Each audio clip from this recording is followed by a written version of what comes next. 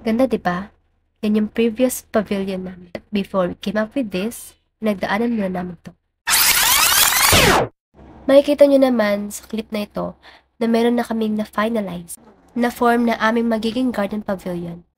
After we gathered our ideas, we finally found our metaphors, including symbolisms, principles of designs, elements, and etc. Dahil as a group, hilig kami mag-hike at mag-nature dream. Every time na abot namin ang summit, we feel embraced, welcome, healed, and renewed. Kaya the form is symbolized a mountain silhouette that curves inward parang yakap. It aimed to create a space na parang inaakap ka ng nature. Pero noong consultation, napansin na ng professor namin na although maganda ang concept, nagkaroon ng issue tungkol sa originality ng form. Sinabi na copy daw sa ibang artist. Na-mention na it looks similar to an existing structure. So, we needed a more unique and original translation. May kailangan pa i-improve like the seating system. Kaya for this redesign, we made sure na mas refined, climate responsive, and genuinely regional ang approach. Yung hindi kami pagbibintangan na ng gaya. But while making this form, we carefully choose a proper natural air ventilation, heat, and rain protection. We also concluded the banig style of the Filipino na alam din namin na maa-apply namin sa new redesign na project namin. Dito makikita mo sa before yung mga sketches at mga ideas na pinag-combine namin, and makikita mo sa after na yan yung scale model na result. But one thing is for sure, we made this design truly in our own ideas and in our hearts. Wow! Now for our new design, may napili kami na fresh metaphor, which is Kanlungan. A sanctuary, a place of refuge, peace, comfort, shelter, and protection. Hindi kami nag-focus sa literal form. Instead, we asked, ano ang pakiramdam ng isang kanlungan? Ano ang qualities ng calm, meditation, grounding, and renewal? We explored 5 different translations of metaphor, kanlungan. Layered shelter, inspired by overlapping forms or layers that protect from sun and wind. Open refuge, a light structure na may soft curves to represent safety without feeling enclosed. Sa part na to, may sketches kami na yung roof is round. Pero mahirapan kaming gawin dahil nga ang hirap niyang buuin. Ito yung original form but we decided to change it dahil nga hindi akma sa i-design namin when we applied climate orientation and other inclusions. So here's the final form of our rooftop. It is basically inspired by the kamay ng nanay na parang kinakalong yung bata, which is comfort. She is at peace, she is safe, she feel welcome and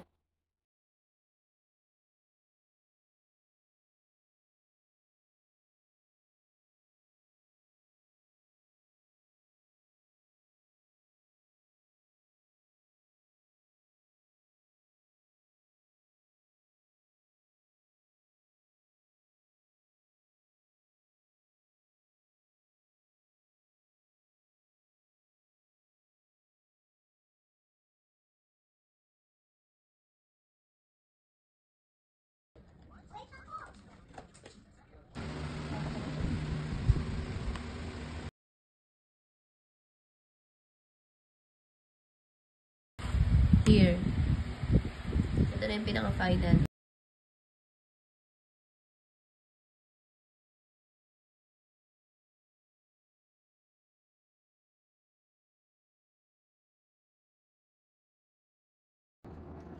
And we added here some canopy na pa-protection sa heat, and yun yung sa direction ng south, and protection for rain sa direction ng northeast, and other inclusions based on the climate orientation.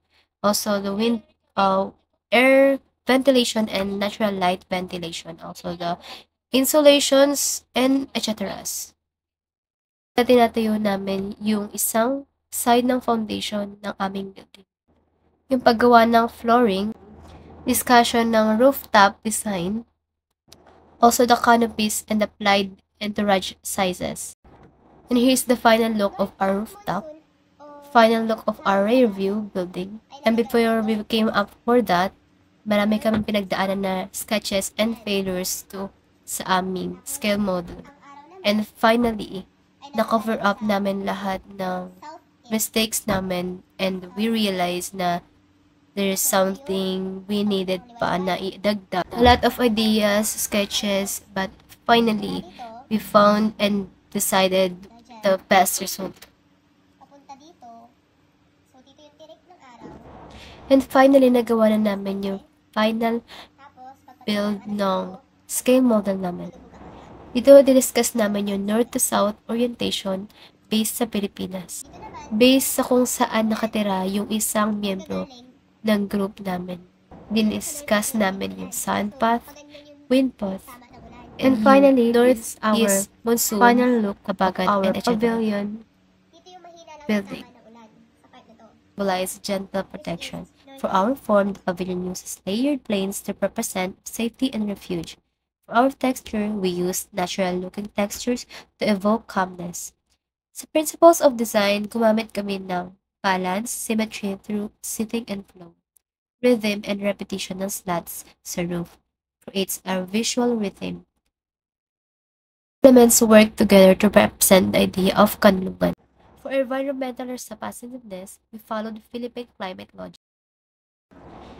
North arrow is placed and we position openings to face northeast to maximize amihan. Winds. West side has more shading to block afternoon heat. Sa sunpath strategy naman, our roof system has extended overhangs to protect from harsh western sun. We use slattered and layered roofing para filtered and natural light, perfect for meditation. We also selected materials that fit a tropical outdoor space. Compared sa our previous Embracing Mountain Pavilion, itong Kanlungan Pavilion is talagang completely different from there.